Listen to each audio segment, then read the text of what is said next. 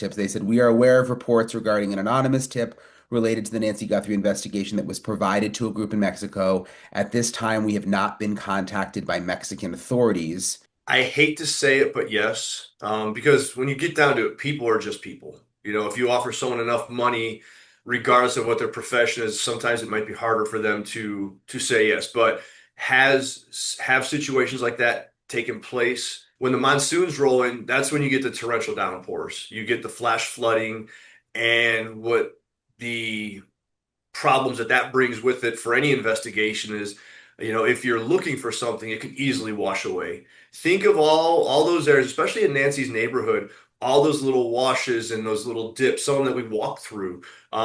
You might have 6, 8 feet of running water going through there with trees and boulders and branches and brush and everything. I'm Marcus Wren, and I built the TEL Index to study statements and behavior in criminal cases. Nancy, 84, mother of today co-anchor Savannah Guthrie, disappeared from her Tucson home on February 1st, 2026. More than 120 days in, with a Mexican volunteer search group's anonymous grave tip dominating headlines, journalist Brian Entin sat down with a retired FBI agent and a retired SWAT commander to pressure test 6 specific claims about the investigation itself. Let's go through what holds up. Hit subscribe if you want to see more analysis like this. Right after Mexican authorities publicly disputed the volunteer group's grave tip, Pima County's own statement raised a separate question. Pima County Sheriff's Office put out a statement after all this came out with the volunteer group and the anonymous tips. They said, we are aware of reports regarding an anonymous tip related to the Nancy Guthrie investigation that was provided to a group in Mexico. At this time, we have not been contacted by Mexican authorities. The investigation remains active and ongoing. We will continue to follow up on any credible information. The part that surprised me there is at this time, we have not been contacted by Mexican authorities, yet you have Mexico putting out a statement about it and saying that they actually apparently they went out there and like assisted with the search or at least oversaw what the volunteers were doing. So how is it possible that the Pima County Sheriff's Office hasn't been in touch with Mexican authorities? I think it may be, I mean, you have to read between the lines on that, of course.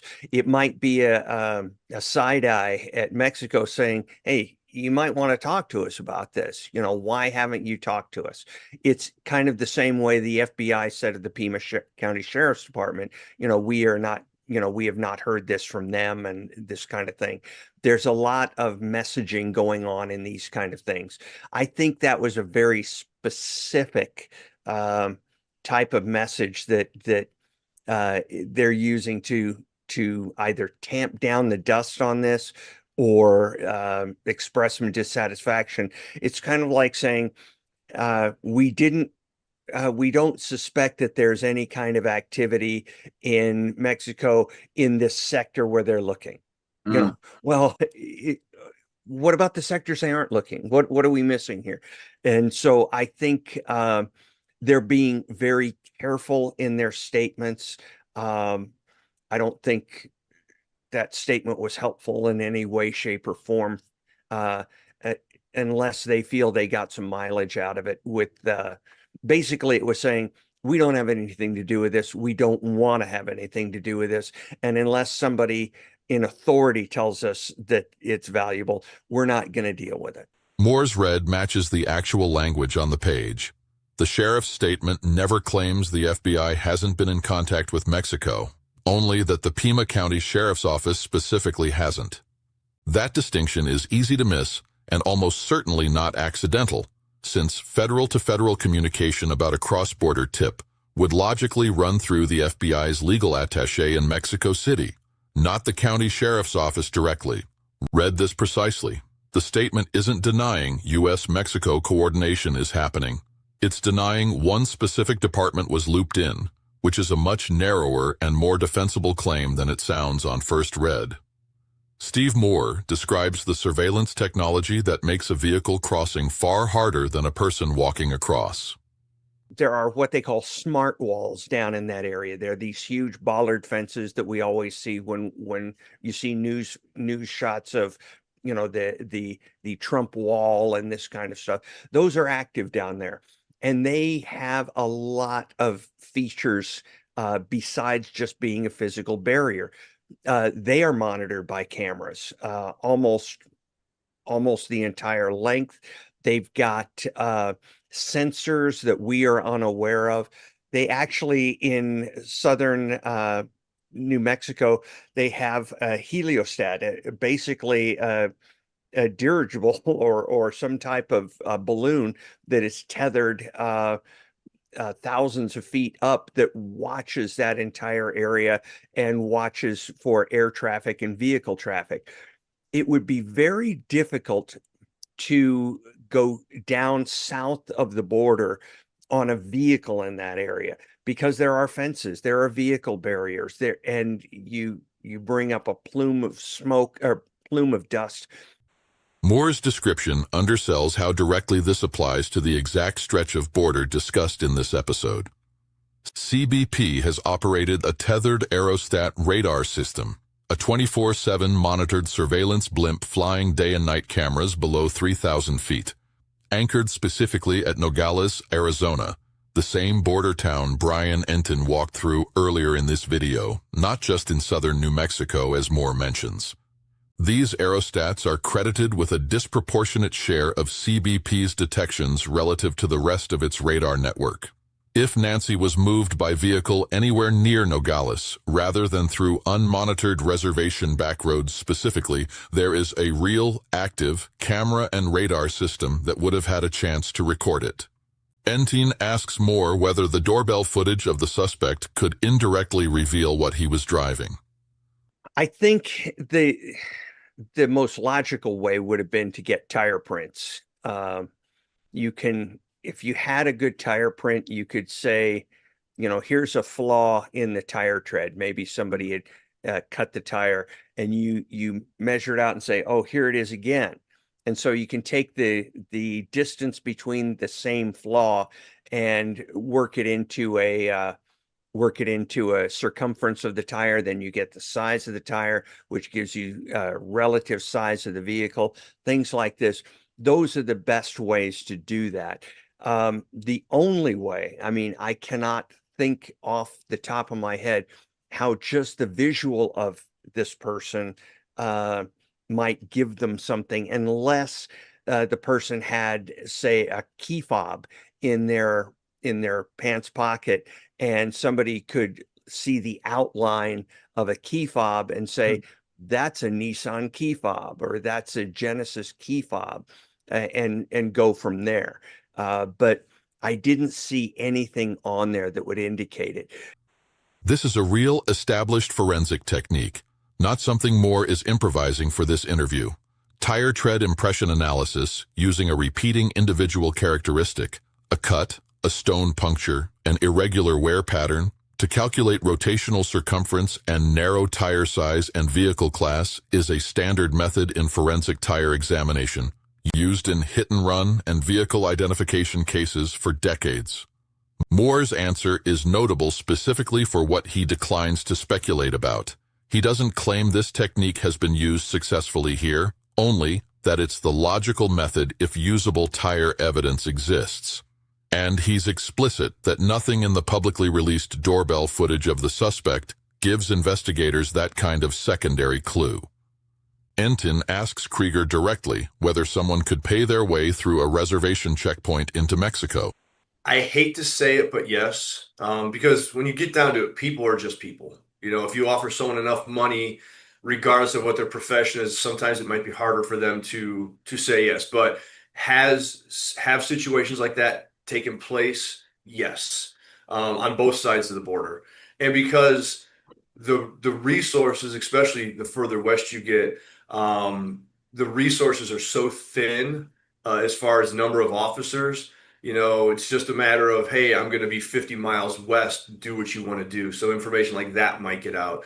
I won't sit here and say the Pima County Sheriff's Department has always had a great relationship with some of the tribal police, some of the tribal agencies. There has been some butting of heads.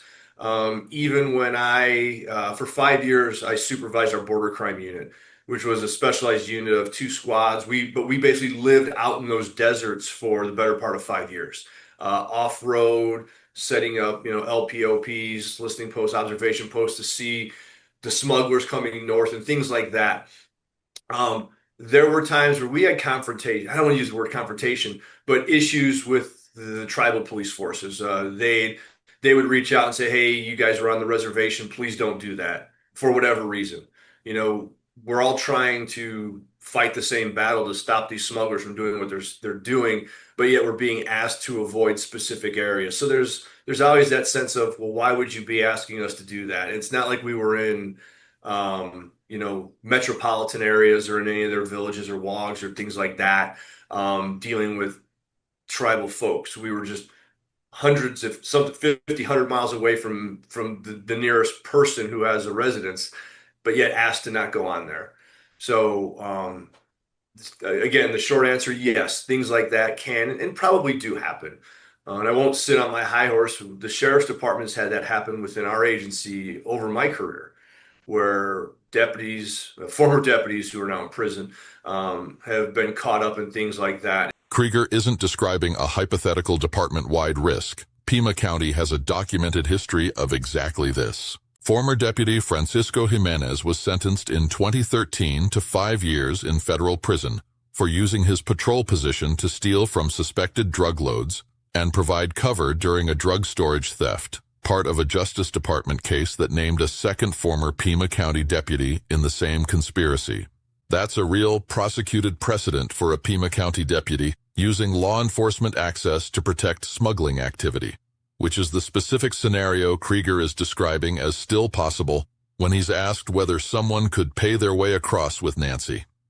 Kreager explains why Arizona's rainy season isn't a minor scheduling detail for this specific investigation. It was mostly just hot and dry. Right. So is monsoon season coming? And like, what does that mean for an investigation like this? Yeah, so I believe it's today's the 14th. I believe tomorrow is the official calendar start of the monsoon, and I think it's June 15th to September 15th. You get into, the wetter areas, the wetter times of year. You get the storms rolling in. And so the rain that you all saw when you were here, that was like kind of what, winter rain. Winter rain is that it's not as heavy, it's not as dramatic. It just kind of rains and then it's there. When the monsoons roll in, that's when you get the torrential downpours. You get the flash flooding, and what the problems that brings with it for any investigation is, if you're looking for something, it could easily wash away. Think of all those areas, especially in Nancy's neighborhood, all those little washes and those little dips, some that we walked through.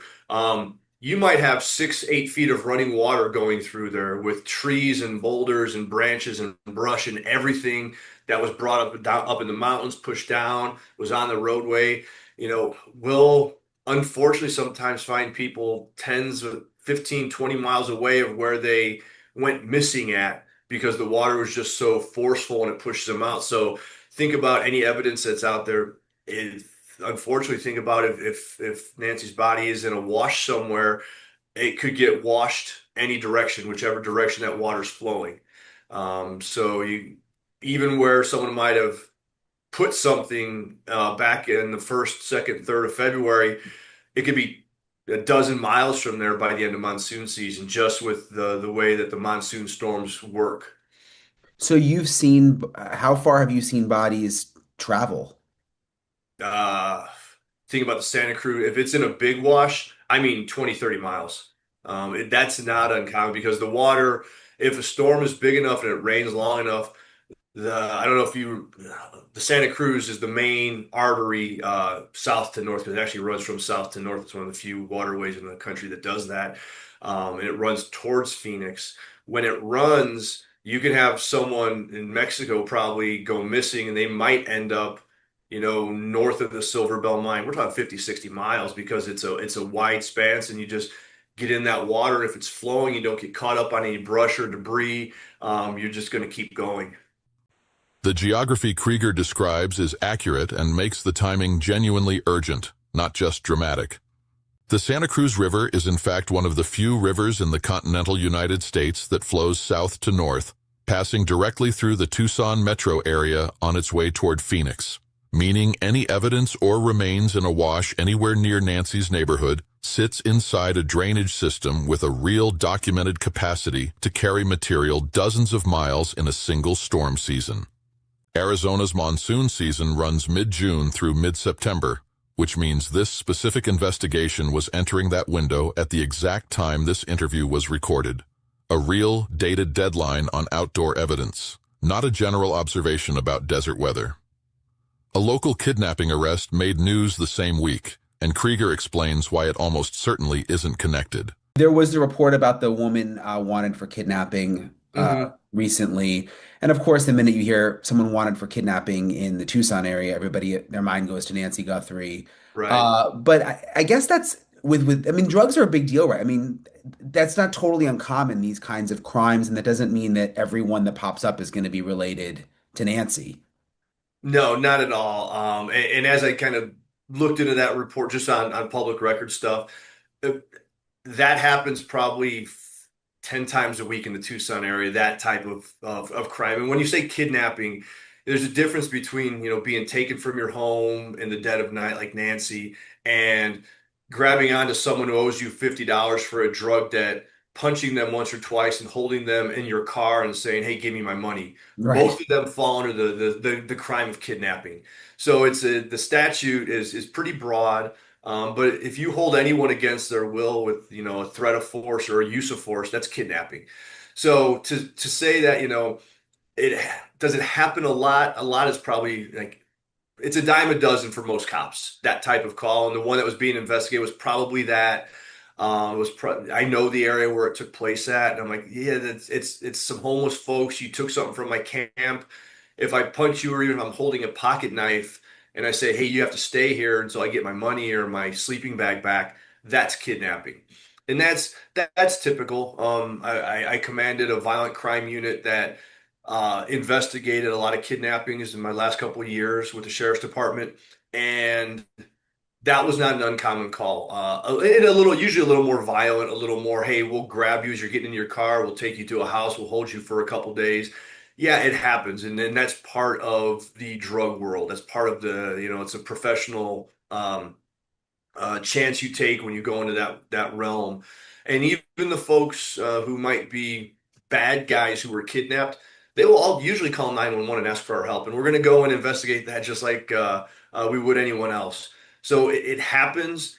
Could it happen in Nancy's neighborhood? It could, because you just need one knucklehead, a son, a daughter, a family member living in a house with mom and dad, and it could happen. Does it happen there a lot? No, it tends to happen a little further away. But you saw, Brian, I think in Tucson, you could drive 2 or 3 miles south of Nancy's house, right down Campbell, and once you get south of River, you start getting into definitely a different socioeconomic neighborhood. You're getting into where the crime rates are going to go up.